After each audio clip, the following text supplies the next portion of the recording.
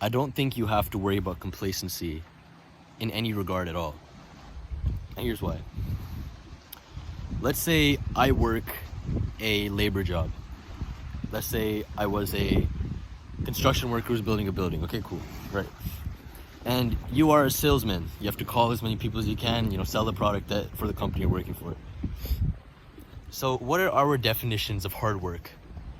What are our definitions of complacency? For me, for the labor job, for the guy who's building construction workers stuff, his definition of hard work would be to, just build it as fast as you can, I'm assuming.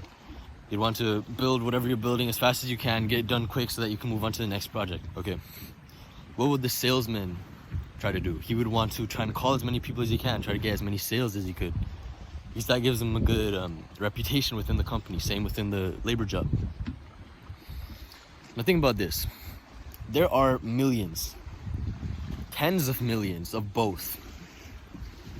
There are so many salesmen trying to call people and get their sale. There's so many people trying to call other, people to get their sales. And then there's other people, construction workers, trying to build as fast as they can. Similarly, there are hundreds of millions of students trying to get that A in their class. And I'm not counting the people who are born stupid or they just don't want to account for school. Still, it's 100 million plus people. If you don't want to become complacent in that regard, are you working towards the right thing? Because if you have to measure your complacency against other people's hard work, then you're not building something unique to yourself. You're trying to compete in an oversaturated area. So think about it like this. If I were to craft a personal YouTube channel, editing that is completely unique to me, I got speech that is completely unique to me, ideas completely unique to me, would I really have to compete with anyone?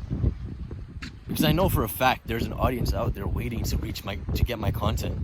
What they want is better content, something they can watch, something that is much more available to them. Now, of course, if I give them stupid content, if I give them like some dumb, just me talking to a camera like I am right now, they're not gonna watch it.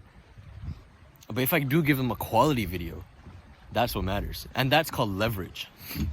What you're looking at right now in terms of complacency is hard work. You're trying to beat everyone and you're trying to work the hardest you can. And that's a very good excuse for trying to get ahead. And it makes sense, right? Volume of anything pretty much does good. But how about leverage of something? If you read enough books, if you read enough, any of that, you'll realize that you can leverage pretty much anything in your entire life. Your workouts, you can leverage your conversations to ask the best questions that get people talking. You can leverage your grades. You can get other people to do that. You get what I'm saying here? So if you have appropriate leverage, you don't have to outwork everyone else. Because do you really think there are CEOs out here working 16-hour days all the time? Because realistically, that's not sustainable. When people say they're working 16 hours a day, it's more like they're working maybe like 2. The rest are like, oh, I'm just gonna check email. It's work, don't get me wrong, it's work. It's just not the work that they're made to do. And here, this is kind of where this, firstly, sense of leverage, where you get leverage by getting knowledge. You see, okay, what have other people in my industry done? So let's say I'm a labor worker. I have to build this building fast. I could do everything myself. I could build the entire building myself, right?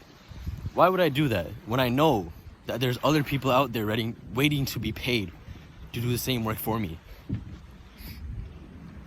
If you think in terms of hard work, you think in terms of the slave mind. If you think in terms of leverage work, you think in terms of the entrepreneur mind. You may get complacent in some sense, but when you're developing something unique for yourself, there's no such thing as complacency unless you mean stagnation in your own progress, because that's a negative thing. Generally, no one is complacent. Generally, there's some people who just give up on life. There's some people who don't really want to proceed in anything. They're comfortable where they're at. Okay, cool. Those are complacent people. But also look at the jobs they're working, right? In some ways, there's always a way to advance your life. But you gotta see if it's the right way to advance your life. You can't be the hardest worker in the room, ever. But you can be the smartest worker in the room. You can be the one providing the most unique input. It's not the 4,000 ideas that get you that one rich, that one business idea that makes you rich. It's thinking about it long and hard and getting 1 or 2 or 3 or 10 ideas that actually work. It's thinking about the critical few and how you can implement those and make it much better, so that you don't have to work hard, you just have to work smart. Get the same results with much more leverage and much less volume. All right, later, bro.